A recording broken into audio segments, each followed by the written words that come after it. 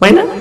আমি আমার আব্বাকে বলছিলাম, আপনি 50 বছর বায়ান করলেন, এখনো পর্যন্ত কিন্তু এদিকে মরা ঘর বন্ধ করতে পারলেন না, পেরেছে না?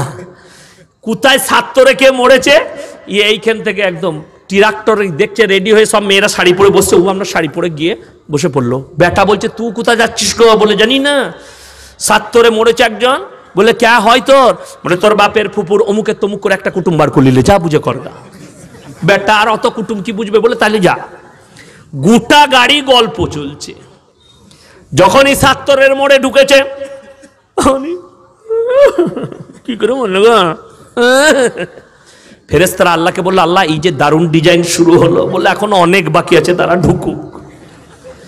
এই ঘরের ভেতরে গিয়ে কাঁদছে, খালা তুই কি করে মরে গেলি? খালা বলছে, দেখে কাঁদলো, আমি মরিনি, তোর খালু মরেছে।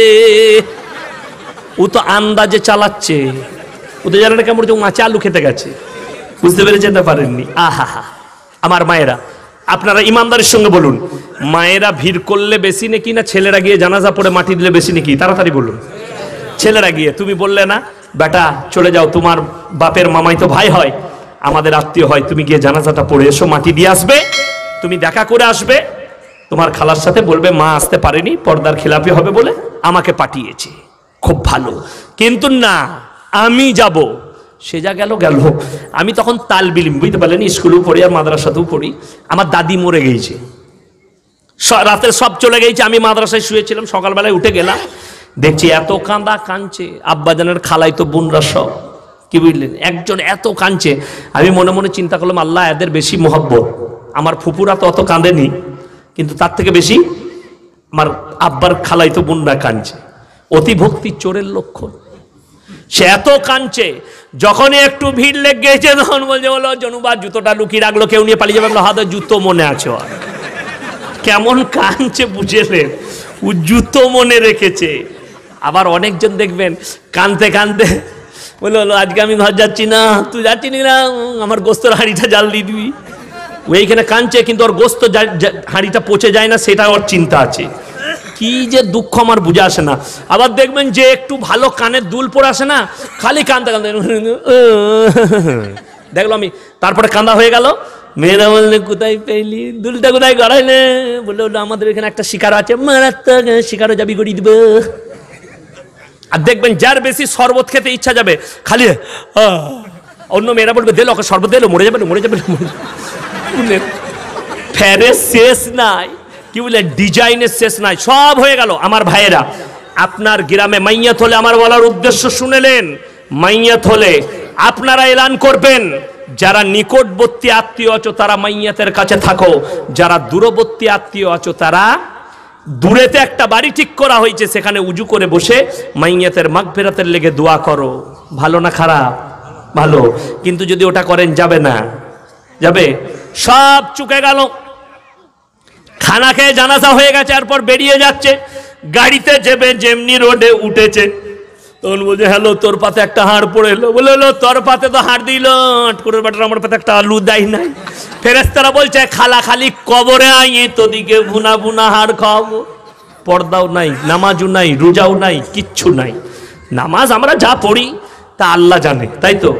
পাইকিরি ছাড়া তো নামাজ হয় না এখন। পাইকিরি নামাজ জানেন কি? পাইকিরি নামাজ মেয়েদেরও। সে আমি তখন নতুন নতুন এসছি, কি বলেন, ছুটি হলে আসতাম রমজান মাসে, ঈদের পরের দিনে ইমাম সাহেব বাড়ি চলে গেছে আমাদের মসজিদের, আমাকে বললে ইয়াসিন নামাজটা পড়িয়ে দেবে। ঠিক আছে, আপনি চলে যান। আসরের নামাজ পড়াতে যাচ্ছি, পুকুরের পাড়ে আমার সম্পর্কে দাদি হয়, দেখছি এখনো মসজিদে টাইম আছে, তা দাদি কি করছে দেখি, তো দেখছি দাদি নামাজের নিয়ত বেঁধেছে। আল্লাহু আকবার বলে নিয়ত বেঁধেছে, বৌমা ঝাঁটা খুঁজে বেড়াচ্ছে, ও আঙুল বাড়ি দেখি দিলে মাল ওই দিকে আছে। আমি বললাম, হ্যাঁ গো দাদি, এইটা কি নামাজ? বলে, তোরা দুদিনকার মৌলবি, তোরা কি জানিল? আমরা বাপ দাদর কাল থেকে এরকম পড়ছি। কেউ কেউ আবার নামাজের নিয়ত বেঁধে একদম রান্নাঘরের সামনে নিয়ত বেঁধেছে, বিড়াল ঢুকছে, সূরা ফাতিহা পড়তে পড়তে বলে বিল। ফেরেশতারা আল্লাহকে বলে, আল্লাহ সূরা ফাতিহায় বিল কোথা থেকে এলো? বলে, ওদিকে খালি ছেড়ে দে, কবরে আসুক বুঝতে পারবে। ওই জন্য নামাজটাকে নামাজের শুনেলেন, ফাইন্নাহু ইয়ারাক, তোমরা আল্লাহর উপাসনা এমন করে করবে, তোমরা আল্লাহর উপাসনা এমন ভাবে করবে এমন ভাবে আল্লাহর উপাসনা করো, মনে মনে ভাববে আমি আল্লাহকে দেখতে পাই বা না পাই, আমার আল্লাহ আমাকে অবশ্যই দেখছে। এইভাবে তোমরা কি করবে? নামাজ আদায় করবে। আমার ভাইয়েরা, আমরা নামাজ পড়ি কেমন? আমরা পাইকারি নামাজ। একজন কোনোদিন নামাজ পড়ে না, সে দেখলে জলসার স্টেজে এসার নামাজ হচ্ছে, ফেরে পড়ে গেছি, কি করব? দেখে দেখে চালিয়ে দেবো। ইমামের সঙ্গে 4 রাকাত দেখে দেখে চালিয়েছে, তারপর লোকরা সুন্নত পড়ছে, বেদের পড়ছে। এই চিন্তা করলে আল্লাহ এগুলো কি চালাচ্ছে, যা হবে হবে আমু চালিয়ে যায়। একবারে নিয়ত বেঁধে 32.5 রাকাত। ফেরেশতারা আল্লাহকে বললো, আল্লাহ আর কাটে 32.5? বললে মানটা নো এন্ট্রি মাল, ফজর থেকে খুঁজে পাবি না, ও ফেরে পড়ে চালাচ্ছে।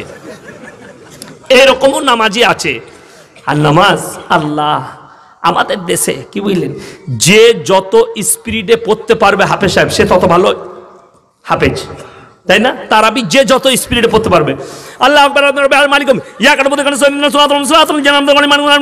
বলে ফুটিয়ে দিলে বে দারুণ, একদম রাজধানী এক্সপ্রেস।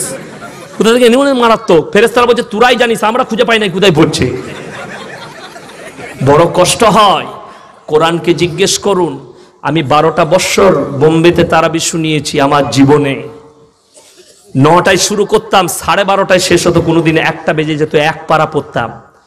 আলহামদুলিল্লাহি রাব্বিল আলামিন আর রহমানির রহিম মালিকি ইয়াউমিদ্দিন ইয়্যাকা না'বুদু ওয়া ইয়্যাকা নাস্তাঈন ইহদিনাস সিরাতাল মুস্তাকিম সিরাতাল লাযীনা আন'আমতা আলাইহিম গায়রিল মাগযুবি আলাইহিম ওয়ালাদ-দাল্লিন। বুঝতে পারলেন? পরে সূরা ফাতিহা পড়লাম। সব থেকে বড় জিনিস আমাদের হাফেজ সাহেব দিকে আমরা বলে দিই না, যখনই রুকু করলাম সুবহান রাব্বিল আযীম সুবহান রাব্বিল আযীম সুবহান রাব্বিল আযীম সামি আল্লাহু লিমান হামিদা, তখন মুক্তাদির একবার হলে সুবহান সুবহান, যা হয়ে গেল। ঠিক বলছি না ভুল বলছি? হৃদয়কে জিজ্ঞেস করুন আপনারা, মুখে কথা নয়। আপনার হৃদয়কে জিজ্ঞেস করুন কবার তাসবিহ পড়তে পারেন আপনি। আর আমার আল্লাহ কোরআনে বললেন কাদ আফলাহাল মুমিনুন আল্লাযীনা হুম ফি সালাতিহিম খাশিউন। হে আমার বিশ্বনবী বলো, কাদ আফলাহাল মুমিনুন, প্রকৃত মুমিন কারা? তাদের 1 নম্বর আখলাক চরিত্র শুনে নাও। তারা যখন নামাজ পড়ে খুশু খুজুর সঙ্গে নামাজ আদায় করে, ধীর স্থিরতার সঙ্গে তারা যেন নামাজ আদায় করে, খুশু খুজুর সঙ্গে তারা যেন নামাজ আদায় করে। সবাই করবেন, জোরে বলুন ইনশাআল্লাহ। আমাদের পাইকারি নামাজ জানেন, বাজারে দেবগ্রাম বাজারে দোকান আছে, মসজিদে নামাজ দাঁড়িয়ে গেছে, এই তাড়াতাড়ি শাটারটা নামিয়ে ছুটে গিয়ে আর মনে পড়ছে না ক্যাশ বাস্কতে চাবি লাগাইছি না লাগাইনি। কেমন নামাজ হবে বলুন? অনেকজন দেখবেন, শুনে নেন নামাজে কিরকম ভাবে খালাল পায়দা হয় শুনে নেন। জুম্মার দিনে নামাজ পড়তে যাচ্ছেন, আপনি গোসল করলেন, স্ত্রী বলল খানা খেয়ে লাও গো, আপনি বললেন না না ফিরে এসে খাবো, এখন খাবো না, একবারই নামাজ পড়ে অনেকজন খায় না, ভোগ লেগেছে, আপনি বললেন না আমি ফিরে এসে খাবো। নিয়ত বেঁধেছেন, 1 রাকাত হয়ে গেছে, 2য় রাকাতে উঠে মনে হচ্ছে শালা খেয়ে নিলি ভালো হতো, বেশ ভোগ লেগে গেল। অনেক সময় মনে হয় না। ওই জন্যে হাজত পুরো করে নাও, যত কিছু বাকি থাকবে, ভোগ লাগলে 2টি খেয়ে নাও, পায়খানা প্রস্রাব লাগলে সেরে নাও, আল্লাহর সামনে এমন ভাবে দাঁড়িয়ে যাও ফাইন্নাহু ইয়ারা, তোমরা মনে মনে ভাববে আমি আল্লাহকে দেখতে পাই বা না পাই, আমার আল্লাহ আমাকে অবশ্যই ডাকছে। এইভাবে আমার মায়েরা আমার ভাইয়েরা নামাজ আদায় করুন। আর নিয়ত করলেন আজ থেকে কেউ নামাজ কাজা করবো না, জোরে বলুন ইনশাআল্লাহ। আমার ভাইয়ের দিকে বলে যাই, আমার যুবক যুবতী ভাইয়ের দিকে বলে যাচ্ছি, আজ থেকে নামাজের নিয়ত করে নাও। তোমাদের সৌন্দর্যদায় আল্লাহ বরকত দেবে, তোমাদের ইলমে আল্লাহ বরকত দেবে, তোমাদের জ্ঞানে আল্লাহ বরকত দেবে। আর আমি যুবক দিকে বলে যাই, ক্যারাম বোর্ড খেলবেন না, ফ্রি ফায়ার খেলবেন না, আপনি কোন রকমের পাপ কাজ করবেন না। আমার ভাইয়েরা আঙ্গুলের খেলাগুলো, ফ্রি ফায়ারটা কি লাগে, হাত লাগে না আঙ্গুল লাগে? আঙ্গুলের খেলা হারাম, ক্যারাম খেলা হারাম, খেলতে পাবেন না। টাস খেলা হারাম, খেলতে পাবেন না। জুয়ো খেলা হারাম, খেলতে পাবেন না। আমাদের দেশের লোক মনে করে জুয়ো খেলে, সুদ খেয়ে, লটারি কেটে আমরা বড় লোক হবো, ভাবে না? একজনের 1 লাখ পড়েছে লটারিতে, সে মনে মনে করলে মৌলবীদের কথা শুনেবে, দেখ 1 লাখ টাকা পড়ে গেল,